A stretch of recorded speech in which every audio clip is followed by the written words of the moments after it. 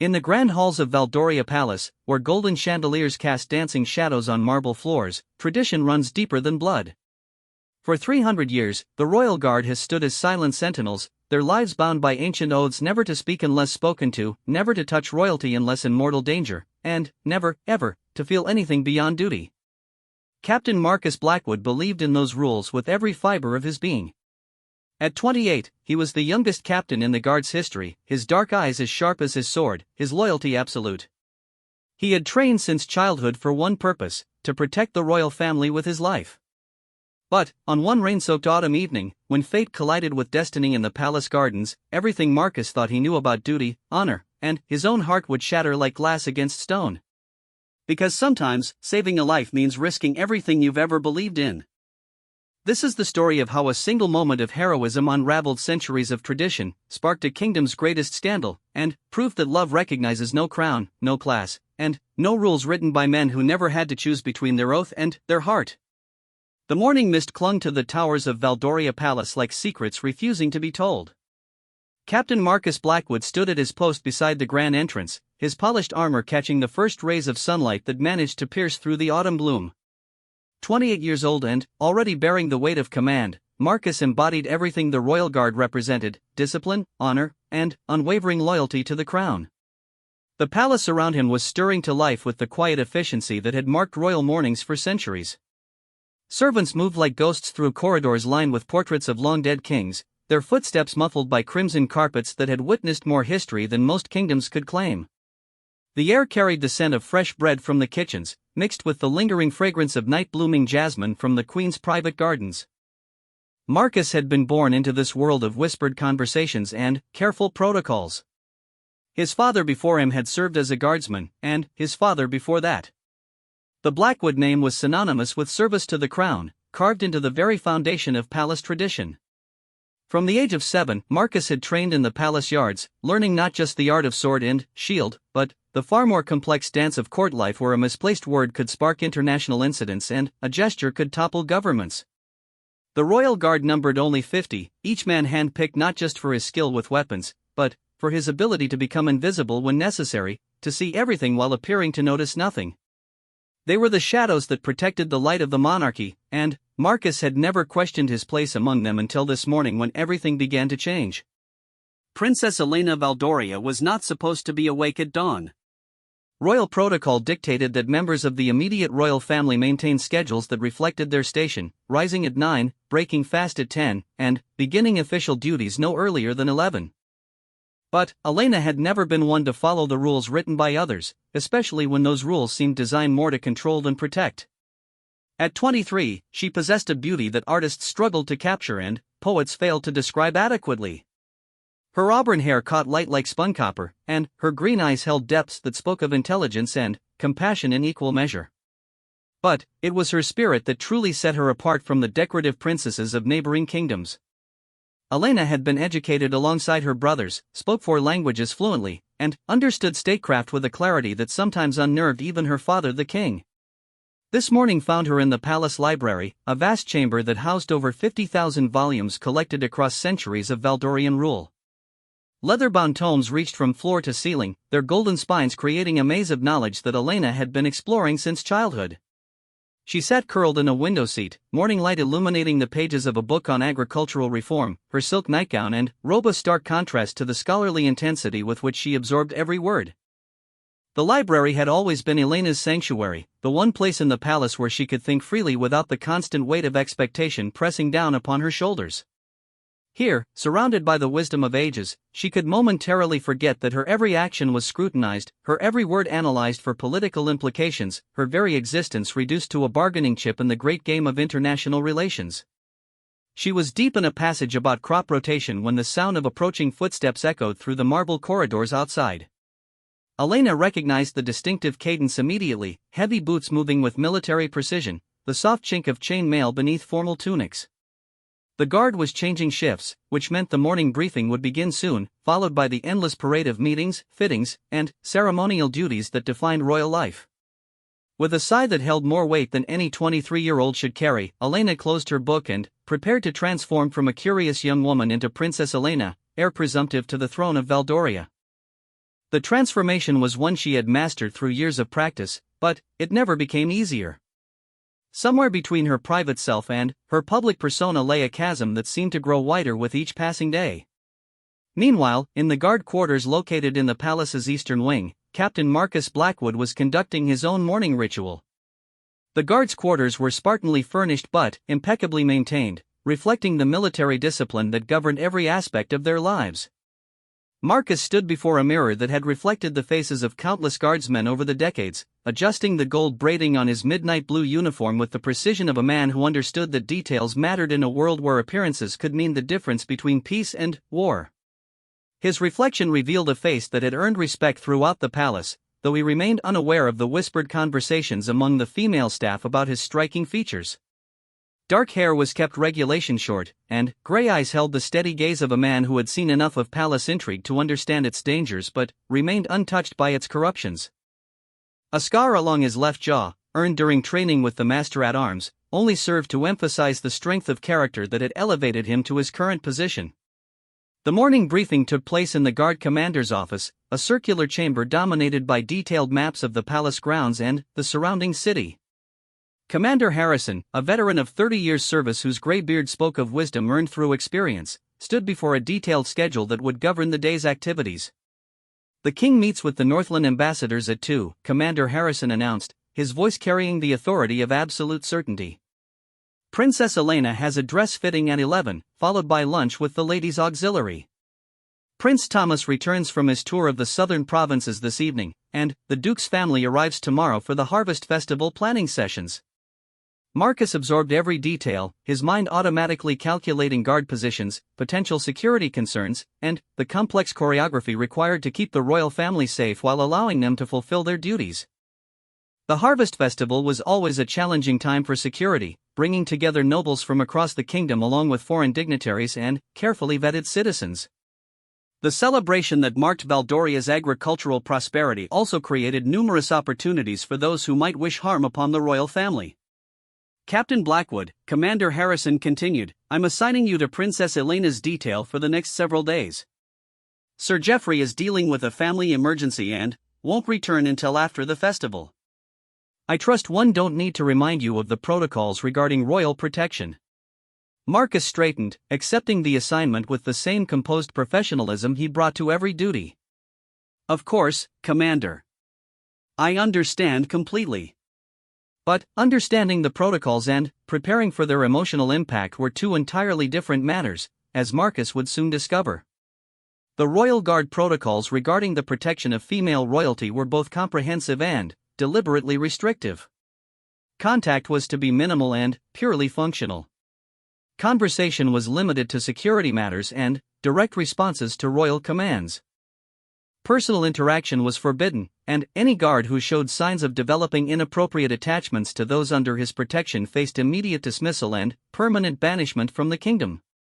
These rules existed for good reason, forged through centuries of experience with the dangerous complexities that arose when duty and desire intersected.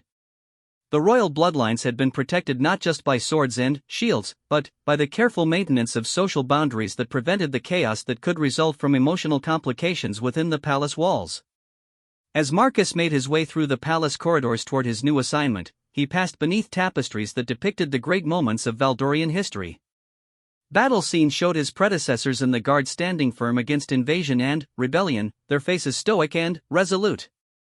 Court scenes revealed guardsmen standing like statues while momentous decisions shaped the fate of nations. In every image, the guards remained apart, present but separate, vital but invisible. The palace itself seemed to whisper reminders of duty and tradition with every step. Marble floors worn smooth by centuries of footsteps created a path that connected past to present, while portraits of former kings gazed down with eyes that had seen empires rise and fall. The very air seemed thick with the weight of history, carrying expectations that stretched back through generations of service and sacrifice. Marcus found Princess Elena in the morning room, a chamber that had been decorated in shades of gold and cream to capture and amplify the early sunlight. She sat at a small table near tall windows that overlooked the palace gardens, picking delicately at a breakfast of fresh fruit and pastries while reviewing correspondence that had arrived with the dawn. Her auburn hair was arranged in a simple style that somehow managed to appear both casual and elegant, and she wore a morning dress of pale blue silk that complemented her coloring perfectly. When she looked up at his approach, Marcus felt something shift inside his chest, though he couldn't have named what it was at the time. Her green eyes held a directness that was both refreshing and unsettling after years of dealing with courtiers who rarely said exactly what they meant. There was intelligence there, and curiosity, and something else that Marcus couldn't quite identify but found oddly compelling. "Captain Blackwood," she said, and her voice carried a warmth that formal court training couldn't quite suppress. "Commander Harrison mentioned you would be joining my detail. I hope Sir Geoffrey's family situation resolves favorably." The simple kindness in her concern for a man she barely knew caught Marcus off guard. Royal courtesy was usually more calculated, designed to create favorable impressions rather than express genuine care. "Thank you, Your Highness. I'm certain Sir Geoffrey appreciates your thoughtfulness." Elena studied him for a moment, her gaze frank and assessing in a way that made Marcus acutely aware of himself as something more than just a uniform and a title. "Have we met before, Captain? You seem familiar, though I can't place where." "I've served in various capacities throughout the palace for several years, Your Highness. Perhaps you've noticed me during state functions or other duties." Marcus kept his voice carefully neutral, though he wondered if she might remember the incident 3 years ago when she had stumbled on wet marble stairs and he had steadied her elbow to prevent a fall. The contact had lasted mere seconds, but her smile of gratitude had stayed with him far longer than protocol would have deemed appropriate. "Ah yes, I remember now," Elena said, and the recognition in her eyes suggested she recalled that same moment. "You prevented me from making an quite undignified entrance to the midsummer ball. I never properly thanked you for your quick thinking." The fact that she remembered such a minor incident, that she had even noticed him enough to recognize his face, created a warmth in Marcus's chest that he immediately tried to suppress. Personal connections with those under his protection were exactly what the protocols existed to prevent. "It was simply my duty, Your Highness. No thanks are necessary." But, even as he spoke the words, Marcus realized that something had shifted between them in that brief exchange. The careful distance that protocols demanded had been bridged by shared memory and mutual recognition, creating a connection that would prove impossible to ignore in the days to come. Elena returned to her correspondence, but Marcus noticed that she glanced in his direction more frequently than purely casual interest would warrant. He maintained his professional stance near the doorway, alert to every sound and movement while trying to ignore the way morning light seemed to find threads of gold in her auburn hair, or how her laugh at something in her letters carried a musical quality that made him want to discover what had amused her. The morning passed with the quiet efficiency that characterized well-ordered palace life, but beneath the surface routine, both princess and guard were becoming aware of each other in ways that the ancient protocols had never anticipated. Neither fully understood what was happening, but both sensed that this day would mark the beginning of something that would challenge everything they thought they knew about duty, honor, and the carefully maintained boundaries that kept their world in perfect, fragile balance. As the sun climbed higher above the palace towers, casting longer shadows through the corridors and chambers where their story would unfold, Marcus and Elena remained unaware that forces were already in motion that would soon test not only their resolve, but their understanding of where loyalty should truly lie when the heart and duty find themselves in opposition. The stage was set for a collision between tradition and truth, between the roles they had been born to play and the people they were meant to become. And, in the palace gardens, where autumn leaves were beginning to fall like golden tears, destiny waited with the patience of centuries and the inevitability of love itself.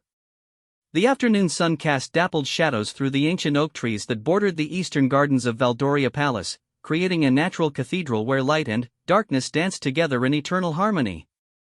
Princess Elena walked along the winding stone pathway, her afternoon dress of emerald silk rustling softly against the fallen leaves that carpeted the ground in shades of gold and amber. Behind her, at the respectful distance demanded by protocol, Captain Marcus Blackwood maintained his vigilant watch, though he found his attention divided between potential threats and the graceful figure before him. 3 days had passed since Marcus had been assigned to Elena's protection detail, and each day had brought subtle changes that neither could entirely explain. Conversations that began with matters of security somehow evolved into discussions of books, philosophy, and the complex challenges facing their kingdom. Glances that should have been purely professional lingered a moment too long, carrying messages that protocol strictly forbade. The careful distance between them remained physically intact, but, emotionally, something far more dangerous was building. Elena paused beside a marble fountain whose cherubic figures had watched over palace romances for over 2 centuries. The sound of water tumbling over carved stone created a musical backdrop that seemed to invite confidences and quiet revelations. She trailed her fingers in the cool water, watching ripples spread outward in ever-widening circles that seemed to mirror the effects of their growing connection. "Captain Blackwood," she said without turning around, "may I ask you something that has nothing to do with security protocols or royal duty?" Marcus felt his pulse quicken, though his expression remained carefully composed. Personal questions ventured into territory that his training had taught him to avoid, yet he found himself unwilling to refuse her request. "Of course, Your Highness. Do you ever wonder what your life might have been like if you hadn't been born to serve the crown? If you had been free to choose any path that appealed to you?" Elena's voice carried a wistfulness that spoke of her own struggles with the predetermined nature of royal existence. The question struck deeper than Marcus had expected, touching thoughts he had carefully avoided examining too closely. "I've never known any other life, Your Highness. Service to the crown has been my family's honor for generations. I cannot imagine wanting anything different." Elena turned to face him, and the sadness in her green eyes made Marcus want to close the distance between them and offer comfort that protocol absolutely forbade. "But surely you must have dreams, aspirations that belong to Marcus Blackwood the man, rather than Captain Blackwood the guardsman?" The use of his given name created an intimacy that sent warning signals through every nerve in Marcus's body. Royal family members simply did not address guards with such personal familiarity, and the fact that Elena did so suggested she was beginning to see him as something beyond his uniform and title. "Your Highness, I..." Marcus began, then found himself speaking words he had never intended to voice. "Sometimes I wonder what it would be like to travel beyond our kingdom's borders, to see the great libraries of the eastern universities or the mountain kingdoms where scholars say the stars shine more brightly than anywhere else on earth. But these are idle thoughts, nothing more." Elena's smile transformed her entire face, revealing a joy that seemed to illuminate the garden around them. "You love learning, don't you? I've noticed how you listen when I discuss the books I'm reading, how your eyes light up when I mention new ideas or discoveries." The observation was accurate in a way that made Marcus uncomfortably aware of how transparent his interest had become. "Education serves duty, Your Highness. The more I understand about our kingdom and the world beyond, the better I can protect those under my care." "Is that truly the only reason?" Elena stepped closer, and Marcus caught the subtle scent of lavender that seemed to cling to her hair. "Or is it possible that Captain Marcus Blackwood shares Princess Elena's belief that knowledge is valuable for its own sake, regardless of how it serves practical purposes?" The question hung between them like a bridge that once crossed, could never be uncrossed. Marcus found himself looking into her eyes, seeing not the princess he had sworn to protect, but a young woman whose intelligence and curiosity matched his own, whose loneliness mirrored the isolation he had never acknowledged even to himself. "Perhaps," he said quietly, the single word carrying more weight than entire conversations they had shared. Elena's smile widened, and, for a moment, the careful barriers between them seemed to dissolve entirely. They were simply two people discovering unexpected connection in a world that had taught them both to expect solitude as the price of their positions. The moment was shattered by the sound of approaching hoofbeats on the cobblestone path that led from the palace stables to the main courtyard. Marcus immediately shifted back into professional alertness, his hand moving instinctively toward his sword while his eyes scanned the approaching rider for potential threats. The horseman who emerged from beneath the canopy of oak trees wore the livery of Duke Wilhelm's household, his mount lathered with sweat that spoke of urgent travel. Duke Wilhelm controlled the northern provinces and was father to Prince Frederick, a young man whose reputation for reckless behavior and entitled arrogance had made him unwelcome in many of the kingdom's noble circles. "Your Highness," the messenger called as he brought his horse to a stop beside the fountain, "Duke Wilhelm sends his compliments and requests your immediate presence in the Blue Salon. Prince Frederick has arrived earlier than expected and wishes to pay his respects." Elena's expression shifted, and Marcus noticed the way her shoulders tensed at the mention of Frederick's name. The prince had been pursuing Elena with increasing persistence over the past year, encouraged by his father who saw a marriage alliance as a way to strengthen his political position within the kingdom. "Please inform Duke Wilhelm that I will attend him shortly," Elena replied, her voice carrying the cool politeness she reserved for situations she found disagreeable. "Captain Blackwood and I were just returning to the palace." As the messenger departed, Elena's composure slipped slightly, revealing frustration that made Marcus want to offer reassurance he had no right to give. Prince Frederick, she said with obvious distaste, possesses all the charm of a summer storm and twice the destructive potential. I suspect this unexpected visit has more to do with his father's ambitions than any genuine desire to see me. Marcus found himself speaking before caution could intervene. Your Highness seems uncomfortable with Prince Frederick's attentions. The understatement drew a laugh from Elena that held no humor whatsoever. Prince Frederick believes that royal birth grants him license to behave however he pleases, regardless of how his actions affect others. He's the sort of man who sees women as ornaments to be acquired rather than people to be respected. The bitter edge in her voice told Marcus there was history behind her assessment, experiences that had shaped her opinion through direct observation rather than court gossip. The protective instinct that arose in response surprised him with its intensity. The protocols require me to maintain appropriate distance during social gatherings, Marcus said carefully, but I will remain alert to any situation that might compromise your safety or comfort. Elena looked at him with surprise that gradually gave way to something warmer and more personal. Thank you, Captain. Your concern means more to me than you might realize. They walked back toward the palace in companionable silence, both lost in thoughts they couldn't fully share. The afternoon light was beginning to fade, casting long shadows across the manicured lawns and formal flower beds that surrounded the ancient structure.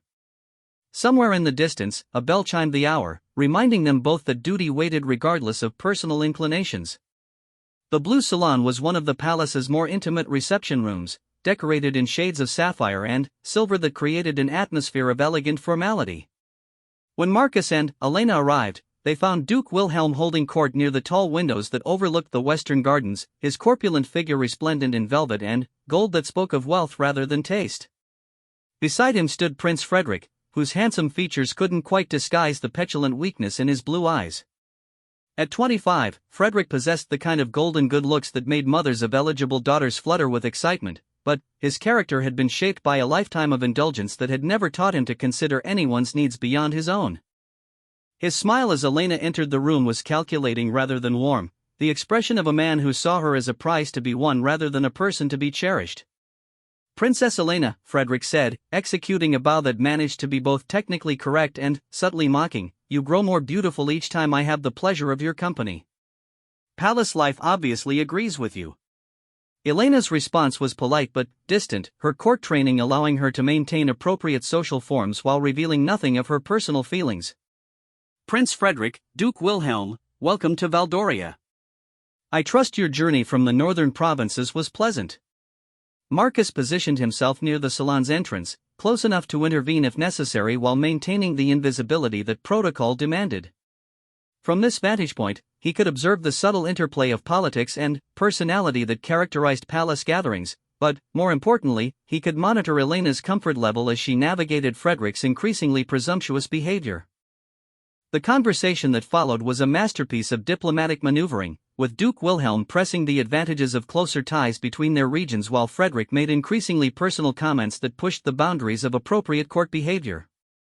Elena deflected each thrust with skill that spoke of years of experience dealing with unwanted suitors, but Marcus could see the strain beginning to show in the tightness around her eyes.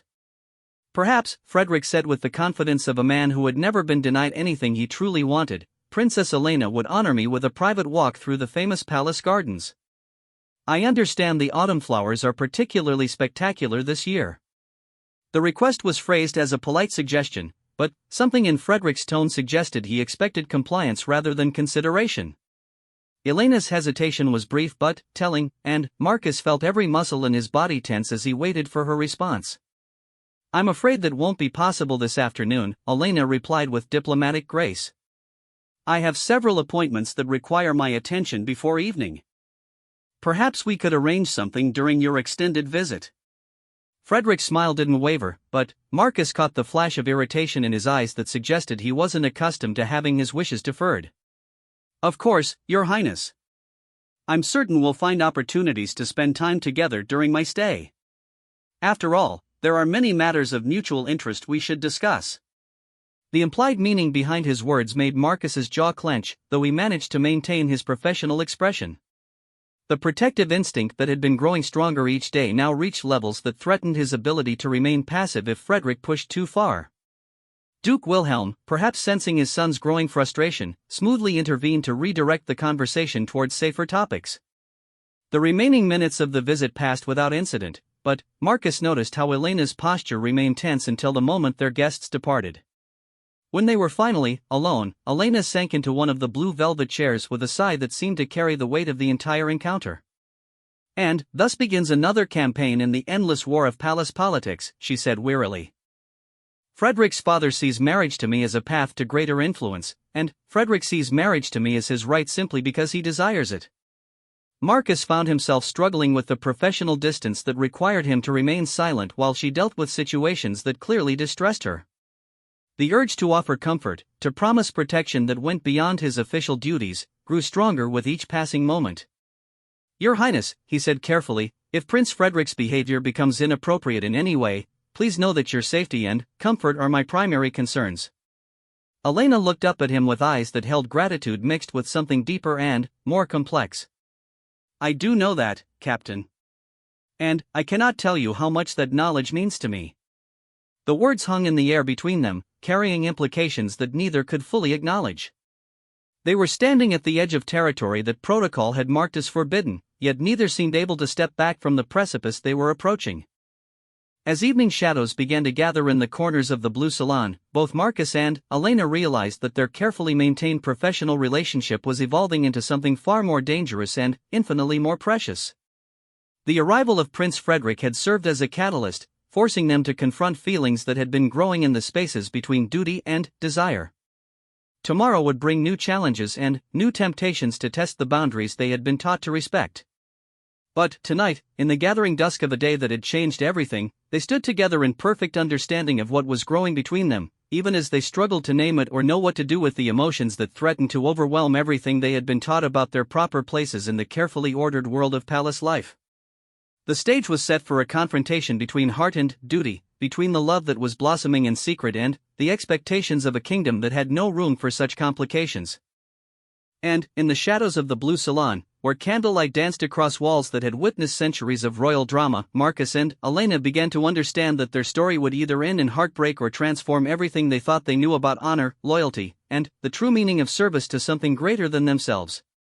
The harvest moon hung like a golden coin against the velvet sky above Valdoria Palace, its light streaming through the tall windows of the castle's ancient corridors and casting ethereal shadows that seemed to dance with secrets of their own. It was the night of the autumn equinox ball, the most anticipated social event of the season, where nobles from across the kingdom gathered to celebrate another successful harvest and to engage in the delicate choreography of politics and romance that defined palace life. Princess Elena stood before her dressing mirror in the royal chambers, her reflection revealing a vision that would have inspired poets and painters across the civilized world. Her gown was a masterpiece of deep burgundy silk that seemed to capture moonlight and hold it captive within its folds, the bodice embroidered with threads of gold that traced patterns reminiscent of autumn leaves. Her auburn hair had been arranged in an elaborate style that showcased the Valdorian crown jewels, diamonds and emeralds that caught the candlelight and threw it back in brilliant cascades of color. Yet despite her stunning appearance, Elena's green eyes reflected a turmoil that no amount of royal finery could disguise. The past week had brought increasing pressure from Duke Wilhelm and his persistent son Frederick, whose pursuit had become more aggressive with each passing day. Marriage proposals disguised as political necessities arrived with morning correspondence, while afternoon visits became exercises in dodging increasingly inappropriate advances that pushed the boundaries of acceptable court behavior. Through it all, Captain Marcus Blackwood had remained her constant shadow, his presence providing a sense of safety and stability that Elena had come to depend upon in ways that terrified her. Their conversations had grown deeper and more personal with each passing day, revealing shared interests and compatible minds that made the attraction between them impossible to ignore. Yet the gulf between their stations remained as vast as ever, a chasm that no amount of mutual affection could bridge within the rigid structure of royal protocol. Marcus waited in the corridor outside Elena's chambers, resplendent in the formal uniform reserved for state occasions. The midnight blue fabric was adorned with gold braiding that caught the candlelight, while the ceremonial sword at his side bore engravings that told the story of the royal guard's noble history.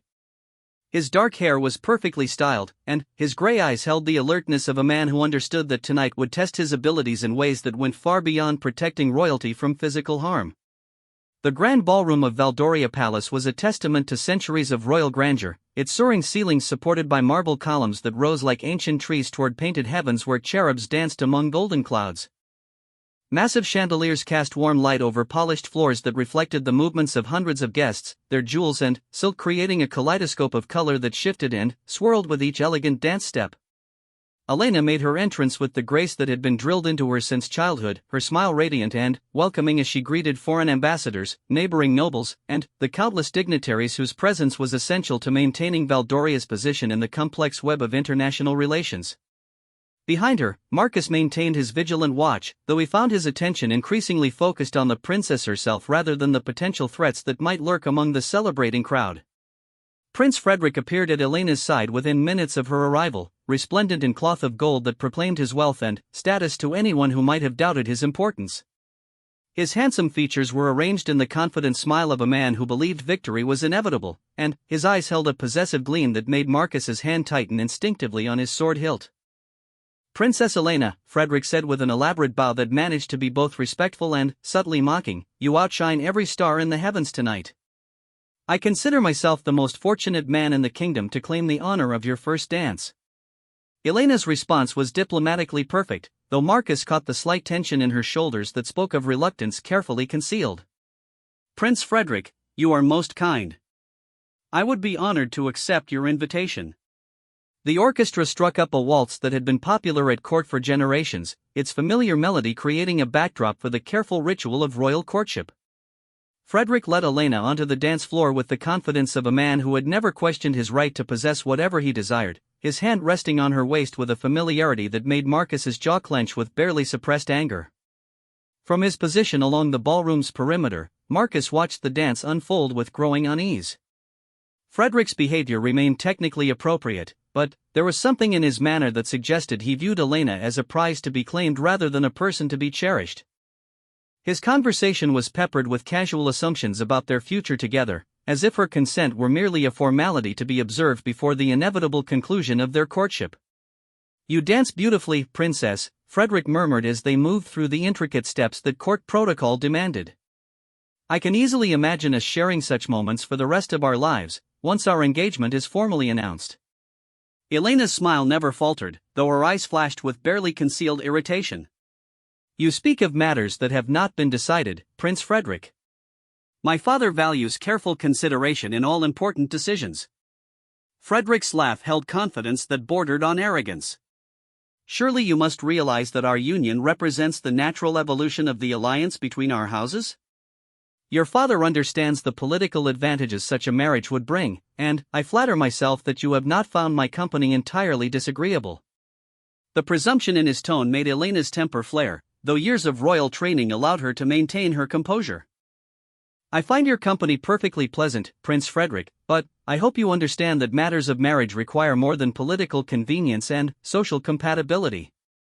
"Indeed they do," Frederick replied, his voice dropping to a more intimate register that made several nearby couples glance in their direction.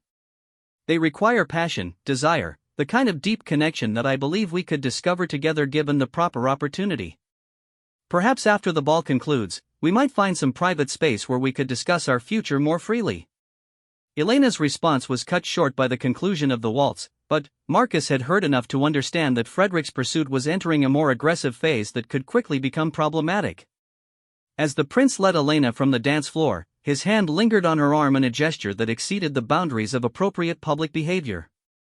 The evening continued with the ritualized perfection that characterized major palace functions, but beneath the surface elegance, tensions were building that would soon reach a breaking point. Frederick monopolized Elena's attention throughout dinner, regaling the assembled nobles with stories designed to showcase his supposed virtues while making increasingly personal comments about his intentions toward the princess. Marcus remained at his post near the high table, close enough to intervene if necessary while maintaining the professional invisibility that duty required. Yet with each passing hour, he found it increasingly difficult to remain passive as Frederick's behavior grew more presumptuous and Elena's discomfort became more apparent despite her skilled efforts to conceal it. The crisis came during the evening's final dance, when Frederick requested a private moment with Elena on the moonlit terrace that overlooked the palace gardens. Elena's reluctance was obvious to anyone who cared to look, but social protocol made it difficult for her to refuse without creating the kind of public scene that would fuel gossip throughout the kingdom. Marcus followed at the prescribed distance as they made their way through the ballroom's tall glass doors onto the stone terrace where moonlight created a romantic atmosphere that Frederick clearly intended to exploit. The autumn air was crisp and clear, carrying the scent of woodsmoke from the city beyond the palace walls and the lingering fragrance of late-blooming roses from the queen's private garden. "Princess Elena," Frederick began, his voice carrying the confidence of a man who had never been denied anything he truly wanted, "I believe the time has come for us to speak plainly about our future. My father and I have already begun discussions with your advisors about the terms of our union, and I see no reason to delay the official announcement any longer." Elena stepped back instinctively, putting distance between herself and Frederick's advancing figure. "Prince Frederick, I must ask you to understand that I have given no consent to any such arrangement. While I value the friendship between our houses, I cannot agree to a marriage based solely on political expediency." Frederick's expression darkened, revealing the entitled anger that lurked beneath his polished exterior. "Come now, princess, surely you don't expect me to believe that you prefer spinsterhood to a marriage that would elevate your status and strengthen your kingdom? What more could you possibly want than what I'm offering?" "I want to be valued for something beyond my political usefulness," Elena replied with a dignity that made Marcus's heart swell with admiration. "I want to be seen as a person rather than a possession, to be cherished rather than merely desired." Frederick's laugh held bitter mockery that revealed his true character more clearly than hours of polite conversation ever could. "Such romantic notions are charming in stories, princess, but we live in the real world where practical considerations must take precedence over girlish fantasies. You will marry eventually, and, when you do, it will be to someone who can offer you power, protection, and position. I can provide all of these things and more. And if I refuse?" Elena asked quietly, though something in her tone suggested she already knew the answer. Frederick's smile became predatory, revealing depths of entitlement that Marcus found deeply disturbing. "I don't think you will refuse, princess. After all, rejection would be most uncomfortable for everyone involved. Your father values peace with the northern provinces, and I would hate for any personal disappointment to affect the harmony between our regions." The thinly veiled threat hung in the moonlit air like poison, transforming what had been presented as courtship into something far more sinister. Elena's face paled as she grasped the full implication of Frederick's words, understanding that her rejection could have consequences that extended far beyond her personal happiness. "You would threaten war over a marriage proposal?" she asked, her voice barely above a whisper. Frederick stepped closer, close enough that Elena could see the cold calculation in his eyes. "I would prefer to call it ensuring mutual understanding, princess. Surely you realize that some prizes are worth any price?" It was then that Frederick made the mistake that would change everything. Whether emboldened by moonlight, wine, or simple arrogance, he reached out to grasp Elena's wrist, pulling her toward him with a force that spoke of possession rather than affection. "Let me show you what you would be giving up," he said, his intention clear as he attempted to claim a kiss that Elena had not offered. Elena tried to pull away, but Frederick's grip tightened, his other hand moving to her waist in a gesture that crossed every boundary of appropriate behavior. "Prince Frederick, you forget yourself," she said with as much authority as she could muster while struggling against his superior strength. That was the moment when Marcus Blackwood made the decision that would define the rest of his life. For 300 years, the royal guard had followed protocols that demanded absolute restraint, forbidding interference in the personal affairs of those they protected unless physical danger was imminent.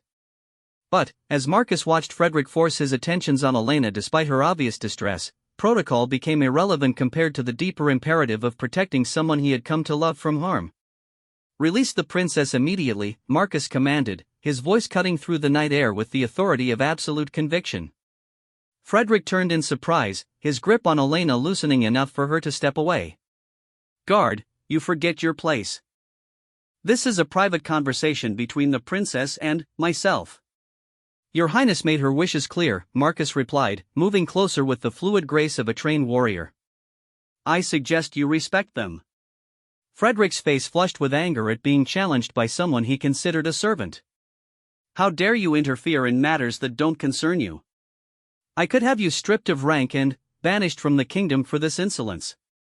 Marcus's hand moved to his sword hilt, not as a threat but as a promise. Your threats mean nothing to me, Prince Frederick. The princess has asked you to stop, and that is all the authority I require.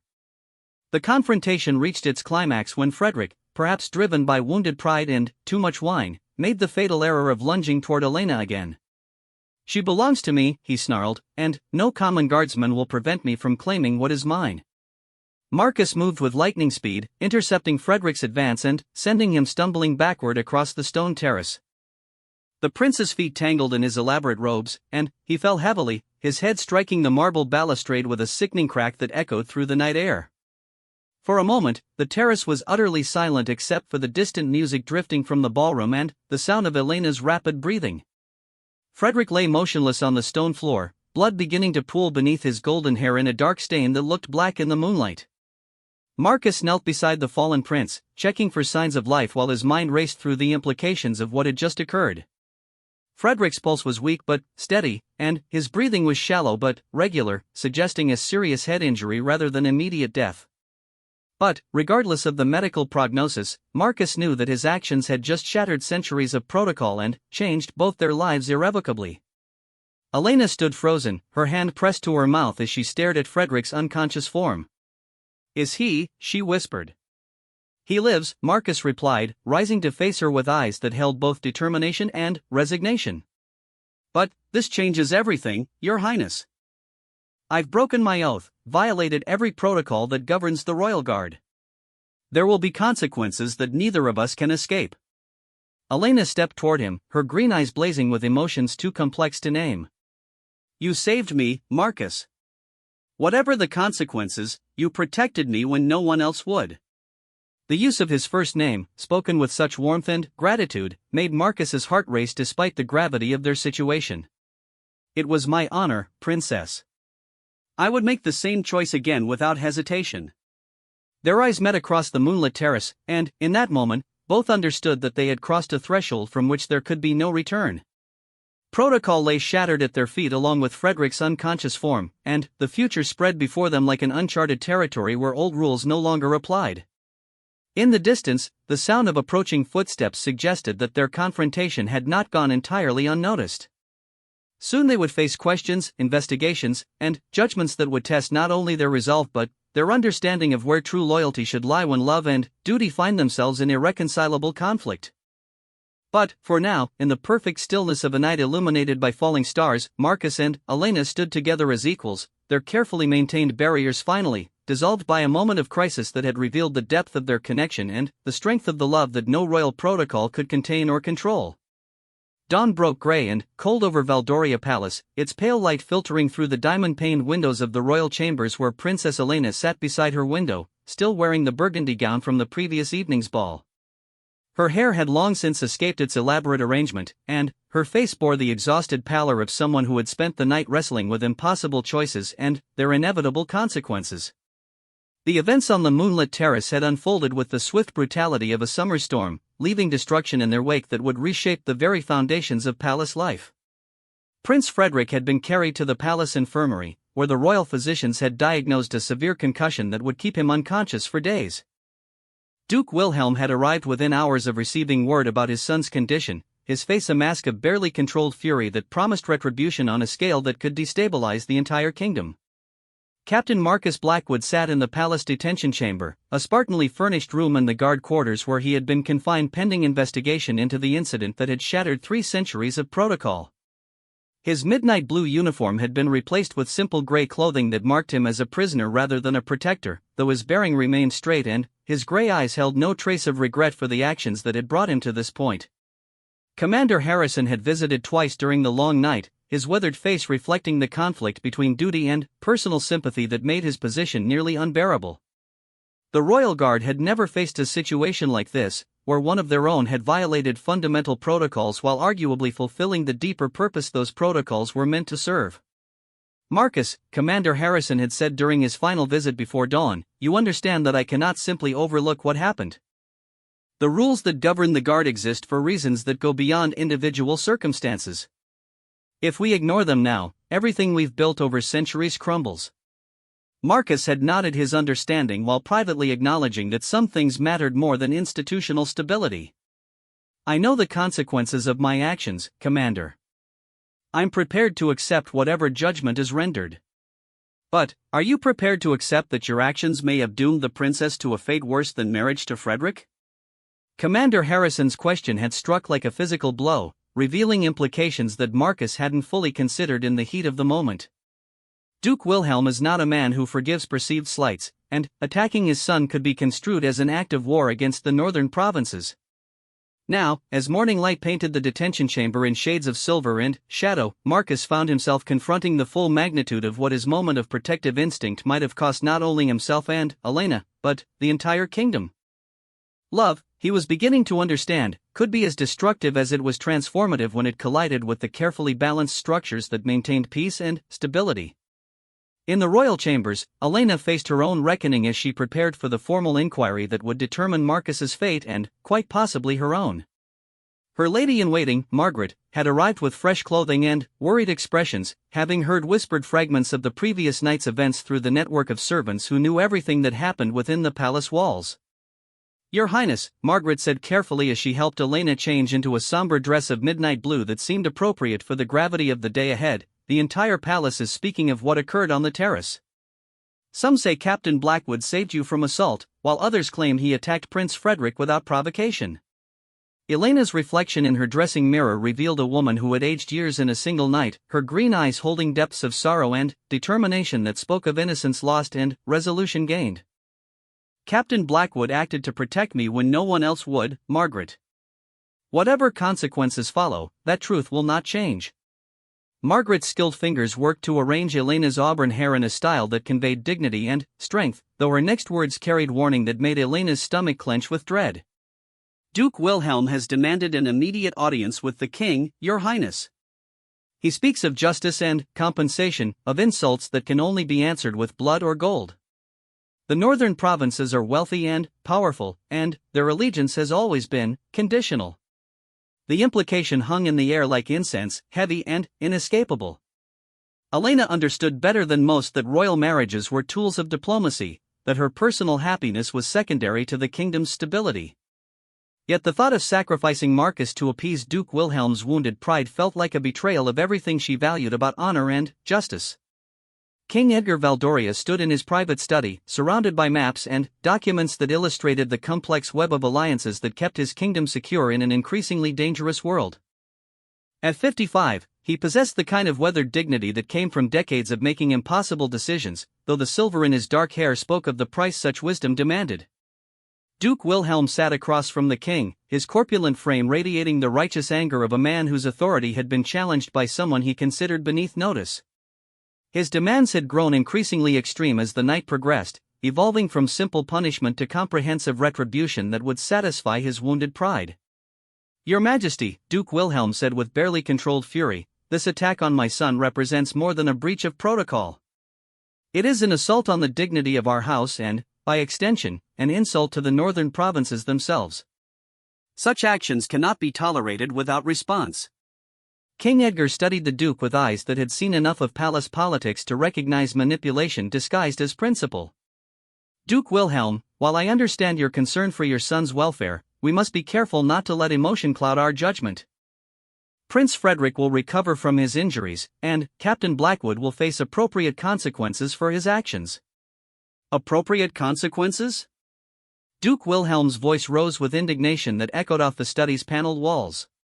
"Your Majesty, a common guardsman dared to lay hands upon a prince of royal blood. In any civilized kingdom, such an act would be considered treason punishable by death." The king's expression remained carefully neutral, though something flickered in his dark eyes that suggested the duke's presumption was noted and filed away for future consideration. "Captain Blackwood is hardly common, Duke Wilhelm. His family has served the crown with distinction for generations, and his personal record is exemplary. Before we discuss punishment, perhaps we should examine the circumstances that led to the confrontation." Duke Wilhelm's face flushed with color that spoke of barely contained rage. "Circumstances are irrelevant, Your Majesty. Protocol was violated, hierarchy was ignored, and my son lies unconscious because your guard forgot his place." I demand justice in the form of Blackwood's immediate execution, followed by Princess Elena's engagement to Frederick as compensation for the humiliation our house has suffered." The boldness of the demand revealed the Duke's true motivations more clearly than hours of diplomatic conversation ever could. King Edgar rose from his chair, his full height and royal bearing transforming him from politician to monarch in a single fluid motion. "Duke Wilhelm," the king said with quiet authority that filled the study like thunder, "you forget yourself. Princess Elena is not a commodity to be bartered in payment for perceived slights, and Captain Blackwood deserves a fair hearing before any judgment is rendered." But, even as he spoke the words, King Edgar understood the delicate position his kingdom occupied. The northern provinces controlled crucial trade routes and commanded significant military resources that would be difficult to replace if Duke Wilhelm chose to withdraw his support. The balance between justice and political necessity was never more precarious than when personal honor collided with national interest. The formal inquiry convened in the palace's Great Hall, a chamber that had witnessed centuries of royal justice and governmental decisions.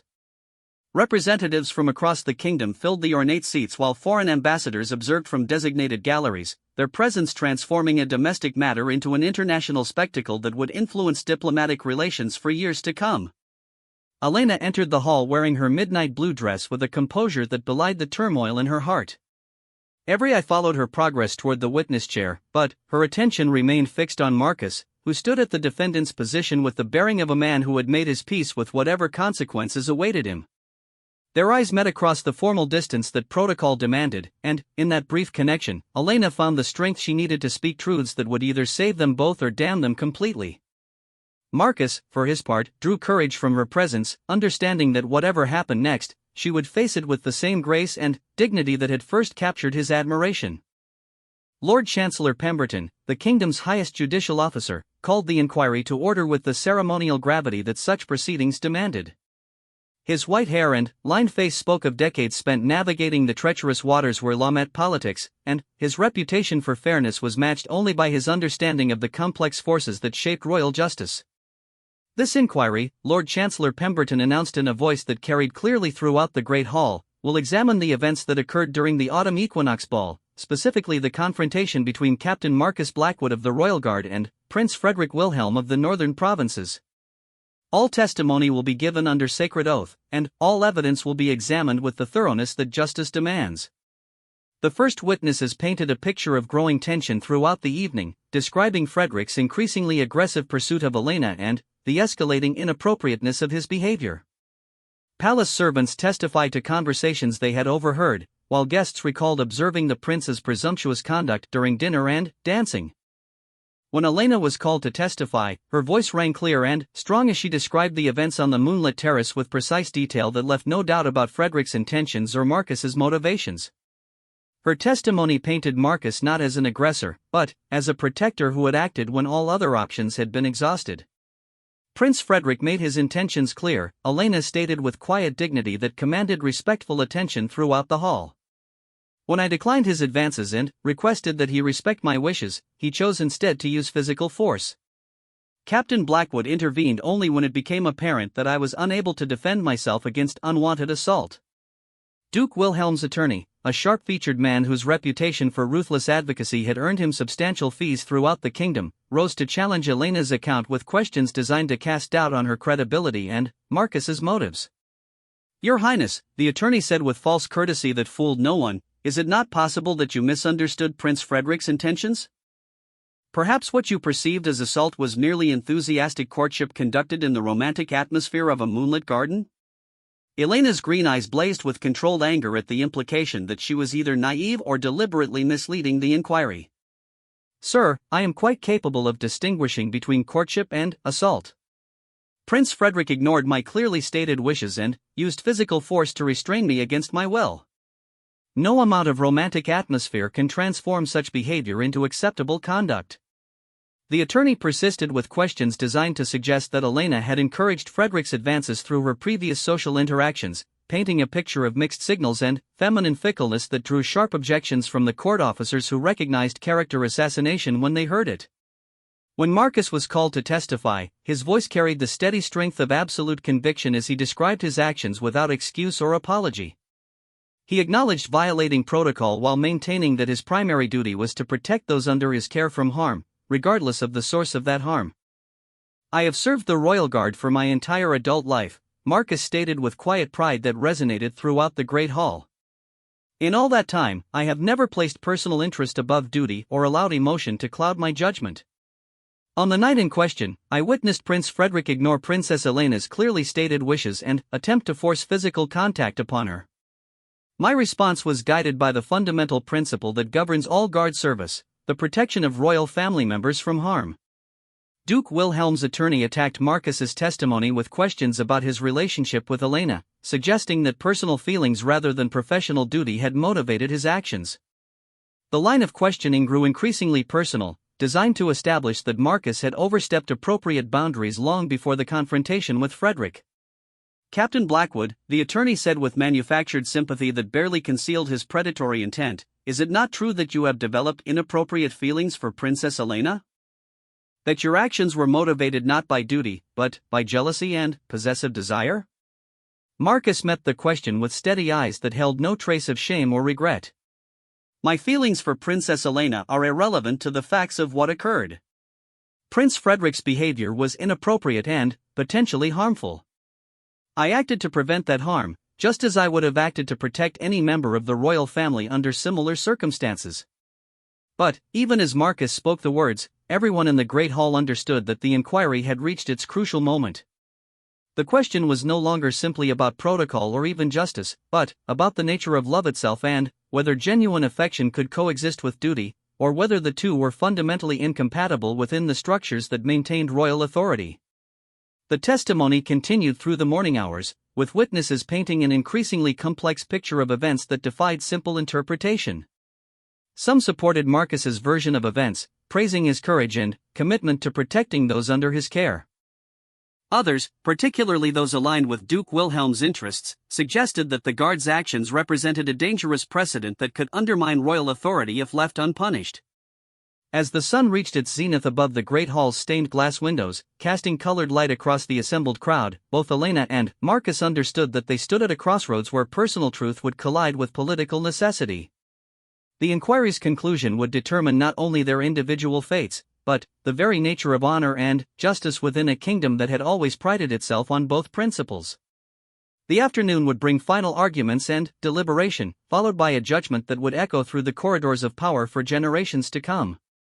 But, whatever that judgment might be, both princess and guard had already discovered that some truths were worth any price, and some loves were strong enough to challenge even the most ancient and established traditions of royal life.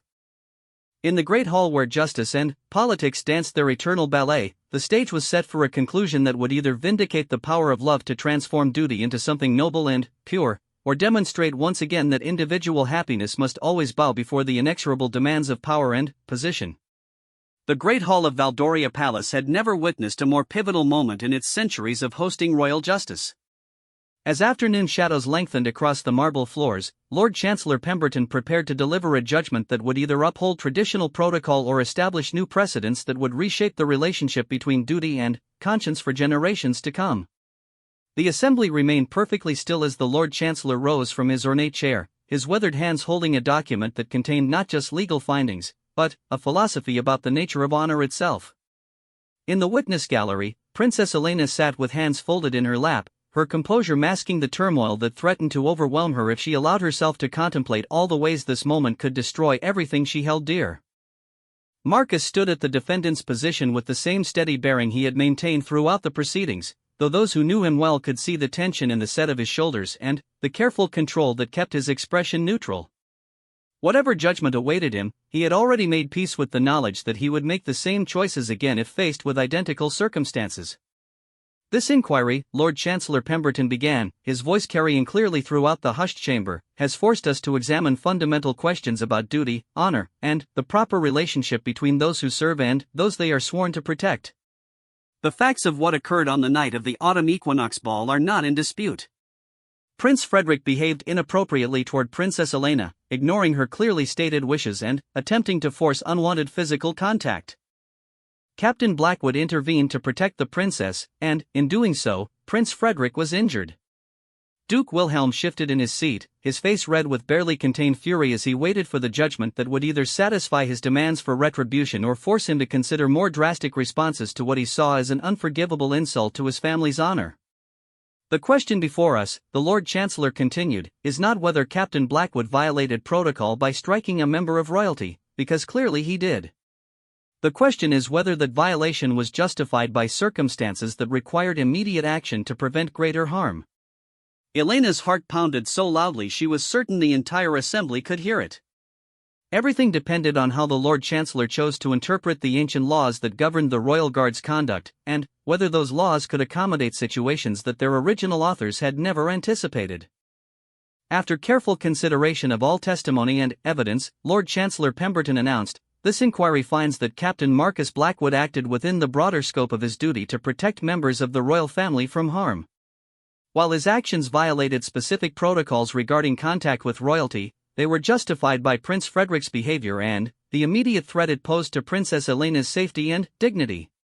The Great Hall erupted in whispers and gasps of surprise, though Duke Wilhelm's bellow of outrage rose above all other sounds. "This is intolerable," he shouted, rising from his seat with violence that sent his chair crashing to the marble floor. "You reward disobedience and assault with vindication? What message does this send to every commoner who might dare to raise his hand against his betters?" Lord Chancellor Pemberton's expression remained impassive as he waited for the commotion to subside. When relative quiet returned, he continued with words that would be recorded in legal precedent for centuries to come. "However," the Lord Chancellor said, and Elena felt her heart stop at the ominous weight of that single word, "this inquiry also finds that the relationship between Captain Blackwood and Princess Elena has developed beyond the boundaries appropriate for guard and protected. Personal feelings, regardless of their nobility, cannot be allowed to influence professional judgment or compromise the integrity of royal protection." Marcus closed his eyes briefly, understanding that vindication regarding his actions would come at a price that might prove more devastating than outright condemnation. Elena's face paled as she grasped the implication of the Lord Chancellor's words, realizing that their connection was about to be severed by the same legal system that had just acknowledged Marcus's heroism. "Therefore," Lord Chancellor Pemberton concluded, "Captain Marcus Blackwood is hereby relieved of all duties related to royal protection, effective immediately. While he will retain his rank and may continue serving in other capacities, he is permanently forbidden from any assignment that would bring him into regular contact with members of the royal family." The judgment hit Elena like a physical blow, transforming vindication into a punishment that separated her from the man who had risked everything to protect her. She understood the political necessity behind the decision, the careful balance between acknowledging Marcus's justification while preventing future complications, but understanding did nothing to ease the pain of losing someone who had become essential to her happiness. Duke Wilhelm's rage remained unabated by the mixed judgment, his demands for satisfaction growing more extreme as he realized that the formal inquiry would not deliver the retribution he had expected. "This mockery of justice changes nothing," he declared in a voice that carried throughout the great hall. "My son was assaulted by a common soldier, and, if the crown will not provide adequate compensation, the northern provinces will seek satisfaction through other means." King Edgar rose from his throne, his royal authority filling the chamber with presence that reminded everyone exactly who held ultimate power in Valdoria. "Duke Wilhelm, your disappointment with these proceedings is noted, but your threats against the crown are both inappropriate and unwise. I suggest you remember that your provinces exist at the pleasure of this throne, and that pleasure can be revoked." The confrontation between monarch and duke crystallized tensions that had been building throughout the investigation, transforming a legal proceeding into a political crisis that would test the unity of the entire kingdom. Foreign ambassadors shifted forward in their seats, recognizing that they were witnessing events that could reshape the balance of power throughout the region. "Your Majesty forgets that the northern provinces control trade routes essential to Valdoria's prosperity," Duke Wilhelm replied with dangerous confidence. "Perhaps it is time for those provinces to reconsider their allegiance to a crown that protects common soldiers over noble blood." The explicit threat of secession hung in the air like smoke from a fire that could consume everything they had built. Elena understood with crystal clarity that her personal happiness was about to become a casualty in a larger conflict between royal authority and provincial autonomy. King Edgar's response came with the measured authority of a ruler who had spent decades navigating such challenges. "Duke Wilhelm, you are free to withdraw your allegiance whenever you choose." However, you should understand that such action would constitute rebellion against the crown, with all the consequences that entails. I suggest you consider your position carefully before making choices that cannot be undone. The standoff between king and duke reached its climax when Prince Frederick himself entered the Great Hall, still pale from his injuries but determined to participate in events that would determine his future. His appearance drew gasps from the assembled crowd, many of whom had assumed his injuries were more severe than they actually were. "Father," Frederick said as he approached Duke Wilhelm's position, his voice carrying a weakness that spoke of genuine suffering, "I have heard enough of these proceedings to understand what has occurred. Perhaps it is time for honesty rather than pride to guide our decisions." Duke Wilhelm stared at his son with surprise that gradually gave way to suspicion. "Frederick, you should be resting. These matters can be resolved without your involvement." Frederick straightened despite obvious pain, his blue eyes meeting his father's with a directness that suggested the confrontation with Marcus had accomplished something that years of privilege had failed to achieve. "No, father. These matters cannot be resolved without acknowledging the truth of what happened that night." The great hall fell silent as Frederick approached the witness chair, his movement slow but determined. When he began to speak, his words carried weight that no amount of political maneuvering could diminish. "I came to Valdoria with the intention of securing Princess Elena's hand in marriage, believing that my desires and my father's political ambitions justified any means necessary to achieve that goal," Frederick admitted with painful honesty. "I pursued her despite clear signs that my attentions were unwelcome, and, when she refused my advances, I attempted to take by force what should only be given freely." The confession sent shockwaves through the assembly, transforming Frederick from victim into a man taking responsibility for actions that had precipitated the entire crisis. Duke Wilhelm's face turned purple with rage at his son's public admission of guilt. "Captain Blackwood acted exactly as any honorable man should when witnessing such behavior," Frederick continued, his voice growing stronger with each word. "His intervention prevented me from committing an assault that would have dishonored not only myself, but my family and my provinces. I owe him gratitude, not condemnation." Elena felt tears spring to her eyes at Frederick's unexpected courage in admitting truths that could have remained hidden behind political manipulation and family influence. The prince she had dismissed as spoiled and entitled was revealing depths of character that his privileged upbringing had concealed rather than developed. "Furthermore," Frederick said, turning to address Princess Elena directly, "I formally withdraw any claim to your hand in marriage and publicly apologize for behavior that was unworthy of my position and contrary to everything noble rank should represent. You deserve someone who values your happiness above his own ambitions." Duke Wilhelm's protests died in his throat as he realized that his son's testimony had demolished any hope of using the incident to force Elena into marriage or extract political concessions from the crown. Frederick's honesty had transformed the entire situation, removing the leverage that had made his threats credible. King Edgar seized the moment to address the broader crisis with wisdom earned through decades of royal leadership. "Duke Wilhelm, your son has shown more honor in these few minutes than months of political maneuvering could achieve.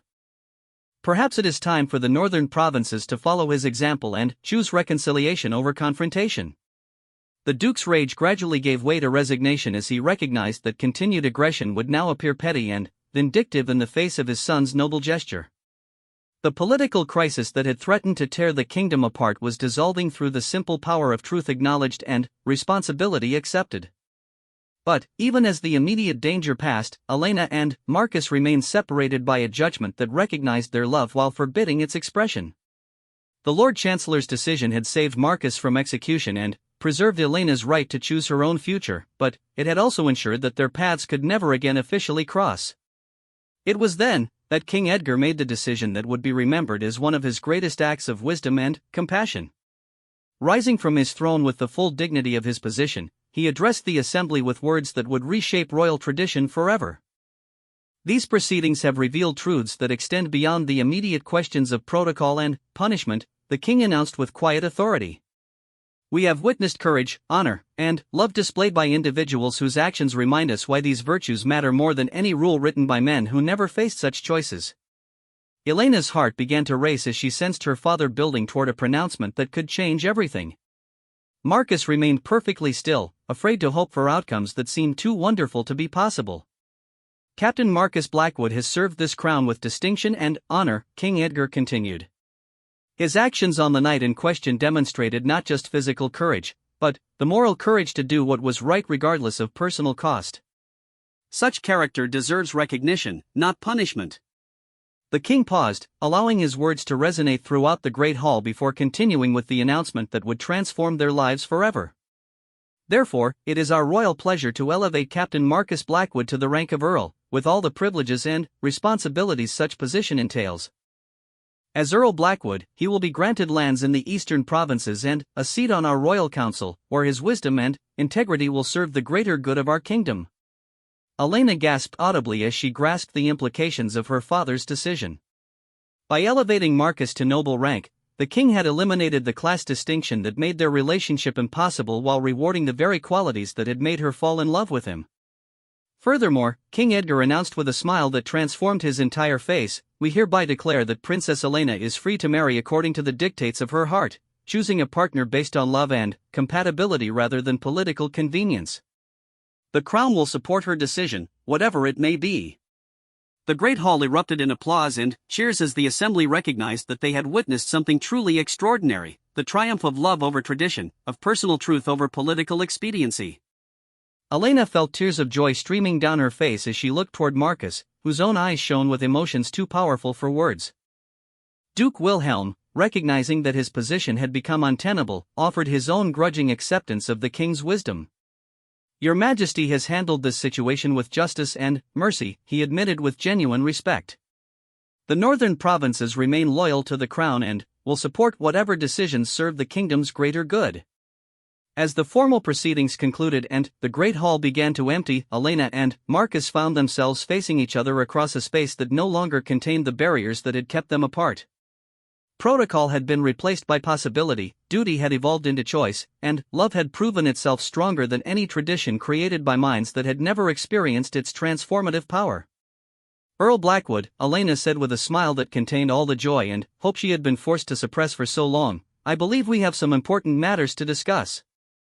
Marcus approached her with the same steady confidence that had characterized all his actions, though now it was enhanced by the freedom to express emotions he had been forced to hide. "Princess Elena, I would be honored to discuss any matter that interests you." Their hands met in the golden light streaming through the great hall's windows, and, in that simple contact, both understood that they had not just survived their ordeal but had been transformed by it into something greater than either could have become alone. 6 months later, the wedding of Princess Elena and Earl Marcus Blackwood took place in the palace gardens where they had first discovered their love for each other. The ceremony combined royal tradition with personal meaning, creating a celebration that honored both their positions and their journey to find each other against impossible odds. Prince Frederick attended the wedding with genuine joy, his near-death experience having taught him the difference between wanting something and deserving it. His friendship with both bride and groom became one of the unexpected gifts that emerged from their shared ordeal, proving that crisis could create understanding as well as conflict. The kingdom prospered under the wisdom of leaders who had learned to balance tradition with truth, duty with compassion, and power with the recognition that love, properly expressed, could strengthen rather than threaten the foundations of just authority. And, in the palace gardens where their story began, Elena and Marcus built a life together that proved love could indeed conquer all obstacles when it was guided by honor, sustained by courage, and blessed by the understanding that true nobility came not from birth or position, but from the choices made when character was tested by the fires of genuine challenge. Their love story became legend throughout the kingdom and beyond, inspiring countless others to believe that individual happiness and service to something greater than oneself were not opposing forces, but complementary aspects of a life lived with full integrity and complete commitment to both personal truth and noble purpose. The Royal Guard protocols were revised to acknowledge that protecting those under their care sometimes required defending them from threats that wore friendly faces, and that honor sometimes demanded breaking rules that no longer served justice. The changes ensured that future guards would have the guidance and support necessary to make difficult choices without sacrificing either their careers or their consciences. Elena and Marcus ruled wisely when their time came, their partnership demonstrating that love grounded in mutual respect and shared values could create leadership that served both individual happiness and collective welfare. Their children grew up understanding that true nobility was earned through service and character rather than inherited through bloodline, and their descendants continued that tradition for generations to come. The palace gardens where they had found each other became a place of pilgrimage for lovers throughout the kingdom, a symbol that even the most impossible dreams could become reality when pursued with courage, integrity, and the understanding that love's greatest victories were won not through conquest, but through the willingness to sacrifice everything for another's happiness and well-being. And so their story passed into legend, a testament to the power of love to transform not just individual lives, but entire kingdoms when it was guided by wisdom, sustained by courage, and expressed through service to ideals greater than personal desire. In the golden light of memory and the eternal promise of hope, Princess Elena and Earl Marcus Blackwood proved that some loves are indeed strong enough to change the world, one heart at a time.